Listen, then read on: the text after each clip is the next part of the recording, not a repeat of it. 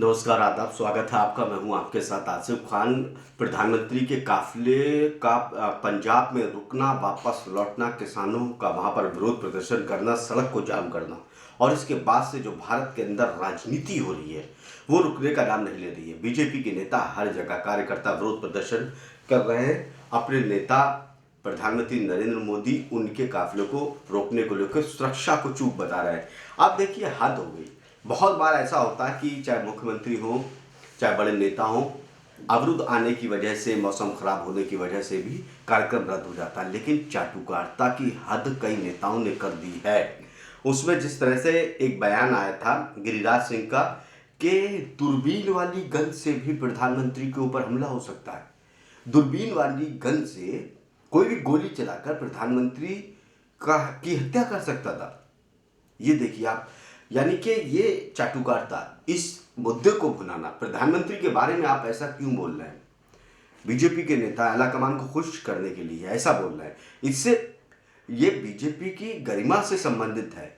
BJP के कई नेताओं ने इस तरह का बयान दिया कि प्रधानमंत्री की जान को खतरा था, ऐसा कर सकते थे, वैसा कर सकते। अब सवाल ये है कि क्या आप आतंकवादियों को राय दे रहे हैं? आप प्रधानमंत्री के पद की गरिमा को आप नहीं उसको बने रहने दे रहे हैं?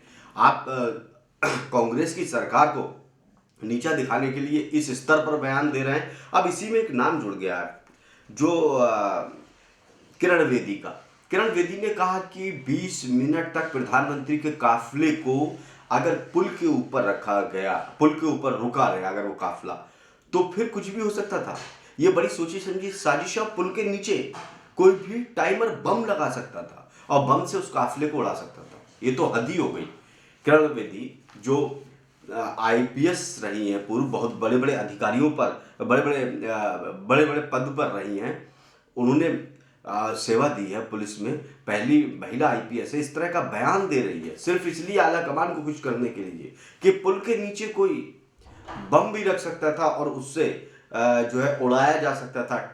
टाइम वाला बम रख सकते थे और प्रधानमंत्री के काफिले को उड़ाया जा सकता था। अब आप बताइए कि अंतर्राष्ट्रीय स्तर पर क्या ये बेइज्जती नहीं हो रही है? सुरक्षा में तो चूक थी, लेकिन इस चीज को इस तरह से उठाया जा रहा है अंतर्राष्ट्रीय स्तर पर। क्या कहेंगे, क्या हमारी छवि होगी कि भारत के प्रधानमंत्री के काफिले को सुरक्षा में चूक हुई और उसके बाद किस तरह से नेताओं के जो बयान आ रहा है कि भारत तो अपने प्रधानमंत्री की सुरक्षा नहीं कर पा रहा है, उनके प्रधानमंत्री की जान को खतरा उनके ही देश में है। पुल के ऊपर उनको रोक लिया गया घेर के, और नेता कह रहे हैं कि जो दूरबीन वाली गन है उससे उनको उड़ाया जा सकता था, उनके जो पुल है, पुल के नीचे बम रख के उड़ाया जा सकता था। इस तरह के बयानबाजी सिर्फ राजनीतिक फायदा उठाने के लिए। 5 राज्यों में चुनाव है, वहां पर सहानुभूति बटोरने के लिए इस तरह का बयान दिया जा रहा है, आला कमान को खुश करने के लिए इस तरह बयान दिया जा रहा है। लेकिन ये सोचे, जो राष्ट्र की बात करते हैं, जो भारत की इज्जत की बात करते हैं, क्या अंतर्राष्ट्रीय स्तर पर भारत की छवि पर फर्क नहीं पड़ेगा? क्या प्रधानमंत्री के पद की ये गरिमा को नहीं गिरा रहे हैं? क्या इस तरह के बयान क्या जायज है? राजनीति करना चाहिए, विपक्ष पर निशाना साधी, ये चूक है, उसकी जांच होना चाहिए। लेकिन इस तरह से कि प्रधानमंत्री की हत्या हो सकती थी, हत्या के लिए ये साजिश रची गई, केंद्र की जांच एजेंसियां सारी आपके पास है, उसकी जांच करिए, जो आरोपी उनको कड़ी से कड़ी सजा दीजिए, एक सिस्टम है उसके हिसाब से करिए। इस तरह के बयान आना, ये प्रधानमंत्री का पद भारत की अंतर्राष्ट्रीय स्तर पर ये तो बेइज्जती है, ऐसा नहीं होना चाहिए। इस तरह के बयान दिए जा रहे हैं। आला कमान को इन बयानों से खुश नहीं होना चाहिए, बल्कि फटकार लगाना चाहिए। प्रधानमंत्री ने कई बार कहा भी कि जितनी जरूरत हो उतना ही बयान देना चाहिए, मीडिया से दूरी रखना चाहिए। उन्होंने कहा कि कुछ लोग मीडिया के सामने आके कुछ भी बोल जाते हैं। उन्होंने अपनी ही पार्टी के सांसदों को एक बार कहा था, सांसदों को संबोधित करते हुए, कि इन चीज़ों से बचना चाहिए, लेकिन ऐसा नहीं हो रहा। गिरिराज सिंह तो जब भी मुंह खोलते हैं इस तरह के बयान उनके सामने आते हैं। अब किरण बेदी ने भी, जो इतनी बड़ी अधिकारी रही हैं, उन्होंने इस तरह का बयान दिया जो बड़ा दुर्भाग्यपूर्ण है। ये भारत की छवि को खराब करने वाला, प्रधानमंत्री की पद की गरिमा को गिराने वाला बयान है।